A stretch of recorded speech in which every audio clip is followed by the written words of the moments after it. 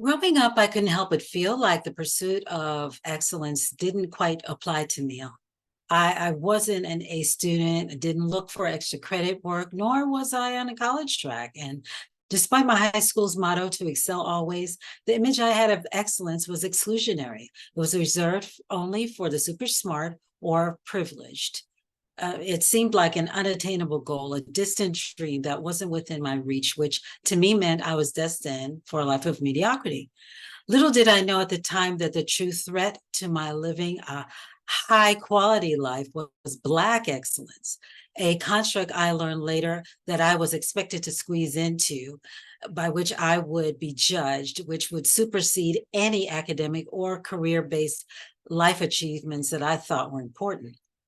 It took me decades to realize that my journey to excellence was really a journey of self discovery, self determination, and self acceptance, a personal quest to the center of me, where I realized that it's safe and essential that I hold my Blackness up above everything else that I am or strive to be. In this video, I wanted to briefly share my impressions on how my decades-long journey to self-discovery was impacted by Black excellence and Black exceptionalism, and some conclusions I've come to that may help you if you're striving to serve two masters, Black excellence and yourself. But before I get started on this exploration, let me welcome you to my channel. My name is Diane Thomas, and I love Black people. As a certified personal development coach, I specialize in helping us lead purposeful and empowered lives while challenging the constructs of Black excellence and Black exceptionalism. If you're as passionate about this as I am, you're in the right place. So please like and subscribe and hit the notification bell so you don't miss any of my valuable content. Also sign up for email notifications through the link in the description, because sometimes YouTube doesn't send the notifications out. In my 20s, I did a lot of hard, scary things. The most profound was becoming a mother.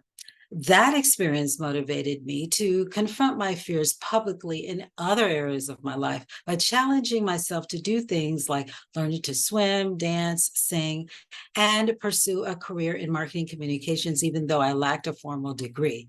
I didn't know what I didn't know. God was protecting this fool. As I ventured into my 30s, a negative experience at work, which I didn't immediately realize was anti-Black racism, pushed me to finish college. At the time, I reasoned wrongly that the problems I experienced in the workplace were because I was a college dropout, and that by attaining my degree, I would call some invisible favor. With a degree, I thought I could finally pursue my dream of fulfilling a lifelong career goal. If this was what it took to define Black excellence for me, then I thought I was finally within reach of it. In my 40s, self-discovery and self-determination for me were pretty high stakes financially. I purchased a home, incorporated my own business as a fundraising consultant, and determined really to establish myself as a force in the nonprofit fundraising arena. I worked tirelessly to create a healthy and fulfilling lifestyle for myself, all while caring for my mom. In this decade, I also became a grandmother, a source of immense joy and responsibility. Maybe now I could say I was a grown up, that I'd stopped stumbling over myself and finally felt like I figured my life out. Not. Entering my 50s, my path to self-discovery and self-determination transitioned into a journey of self-empowerment. I realized that it was time to be about achieving milestones and building a legacy. I developed an interest in personal development coaching and delved into the world of online business, studying and putting into practice techniques that showcased my entrepreneurial spirit. Here I began to contemplate the shift from merely surviving to thriving, both financially and personally. At this time, I didn't consciously do anything from a frame of being Black. It was strictly because, like most women, I needed to provide for my own security and that of the people who depended on me. My life felt like a game of whack-a-mole. So much was coming at me all at once, and I barely had time to react, much less to respond. I hated feeling out of control. Life post-pandemic now has me thinking even more deeply about how I've been affected by the practice of white supremacy. You can't face a thing until you call a thing. And the thing that makes no sense, but I now realize had made me feel so crazy for so long, is what I term Black excellence within the construct of Black exceptionalism. Now in my 60s, I've decided to confront it directly and vigorously reclaim my time and my power from it.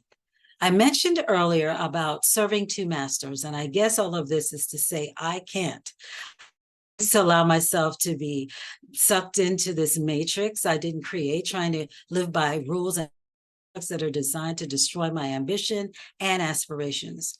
Pursuing Black excellence is mentally, emotionally, and spiritually destructive, and I've opted out. In truth, I'm on a quest to help as many Black people as I can choose self-discovery, self-determination, self-acceptance, and self-empowerment over living with white supremacist constructs. I don't know if you'll have a come to Jesus moment like I did, where you're forced to do this, or whether it'll just seem like the natural next thing for you to do in your evolution. But however you come to it, I'd like to support you in the work that you need to do through crafting your next chapter. Please consider applying for a 1-hour session with me where I'll share some tools and practices that can help you seek more clarity, generate more energy, understand your why, demonstrate more courage, increase your productivity, and develop influence.